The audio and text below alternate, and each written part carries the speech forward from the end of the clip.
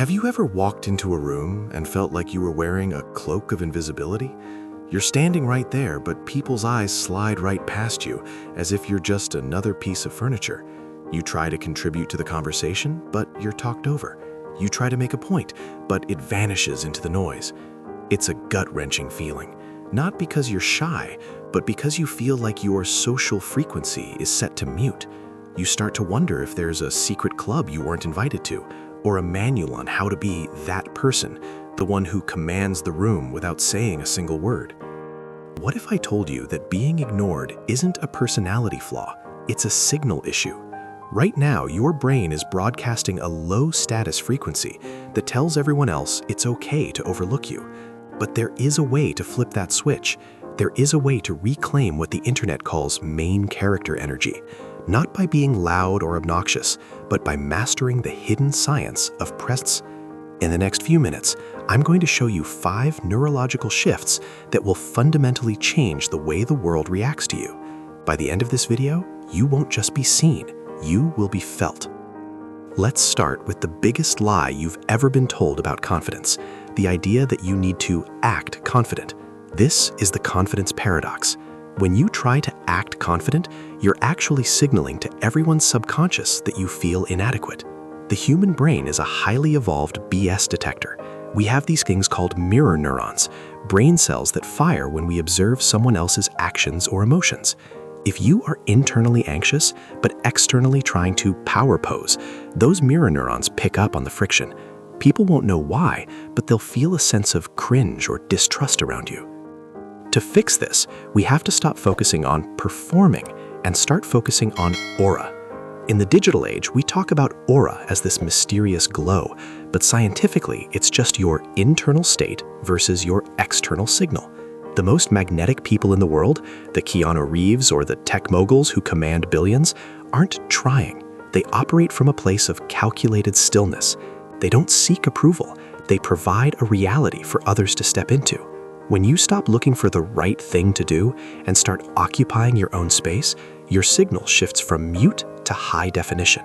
The first physical key to this shift is the 3.5-second rule. Most people get eye contact completely wrong. They either stare too intensely, which triggers a threat response, or they look away too quickly, which signals submission. Research from high-level social dynamics suggests that the sweet spot for establishing dominance and trust is approximately 3.5 seconds. But it's not just about the duration, it's about the power triangle. Instead of darting your eyes around, focus on a small triangle on the other person's face. Eye, mouth. When you're listening, move your gaze slowly within that triangle. But here is the main character secret. When you first lock eyes with someone, do not look away first. Hold it for that extra half second, the 3.5 mark, and give a very slight, almost imperceptible nod. This isn't a yes nod, it's a recognition of reality nod. It tells the other person's brain, I see you, and I am comfortable being seen by you. This tiny adjustment triggers a release of oxytocin in the other person, making them feel a strange, immediate sense of respect for you. You aren't a predator, and you aren't prey. You are an observer. Now, let's talk about physical territory. Whether you're on a Zoom call or sitting in a coffee shop, the way you occupy space tells the world exactly how much you value yourself. Think about a low-status animal. It tries to make itself small to avoid being noticed. Most of us do this subconsciously. We tuck our elbows in, we cross our legs tightly, we hunch over our phones. We are literally shrinking. To reverse this, you need to practice the anchor.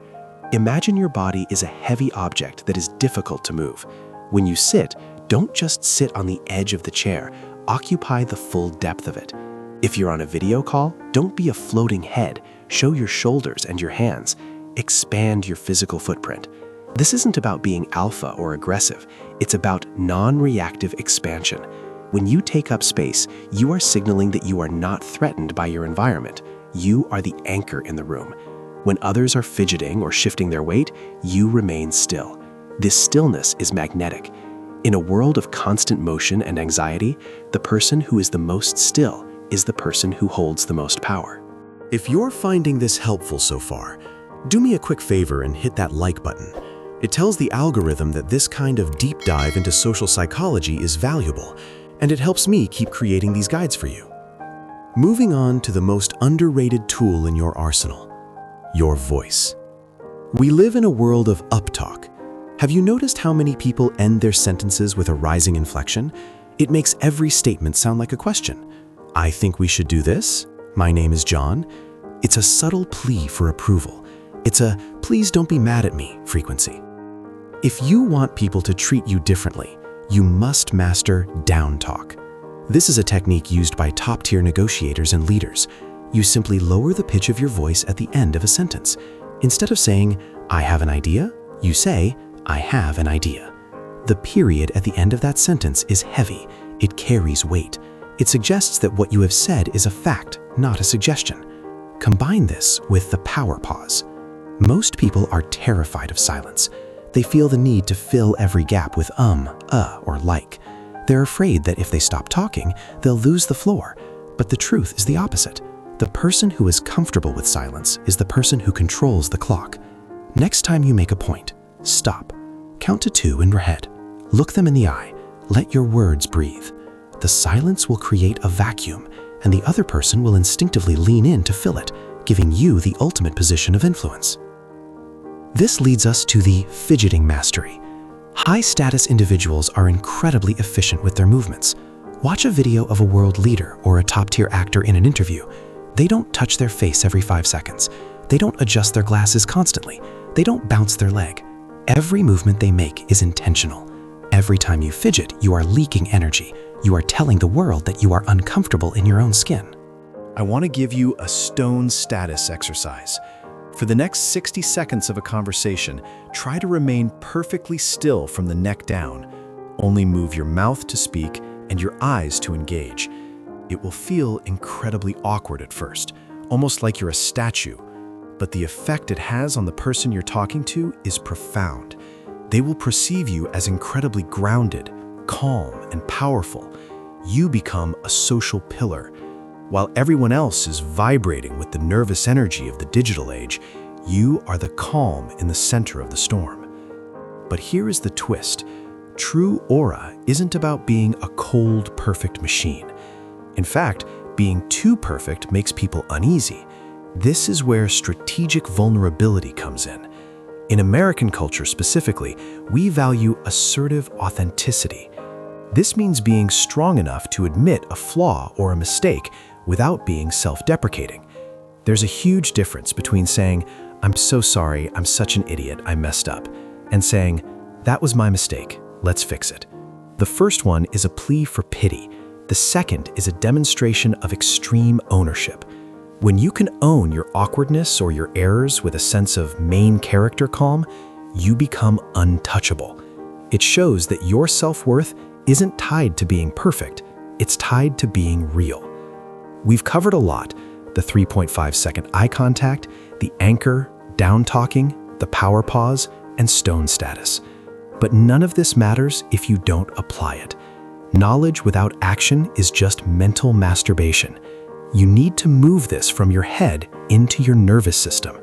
So, I have a challenge for you, a 24-hour experiment.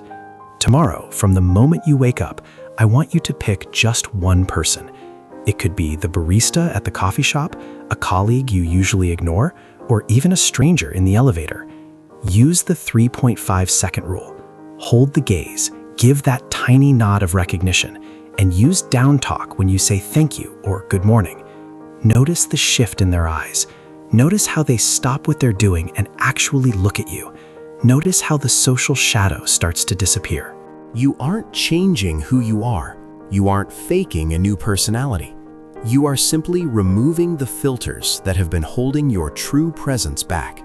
You are demanding the respect that you have always deserved, not by shouting for it, but by becoming the kind of person who naturally commands it. If you found this guide valuable, subscribe and turn on notifications. We're going deeper into the psychology of the aura in the next video, and you won't want to miss it. Leave a comment below with the word anchor if you're going to take the 24-hour challenge. I want to see how many of you are ready to stop being invisible. The world treats you the way you teach it to treat you. It's time to change the lesson. See you in the next one.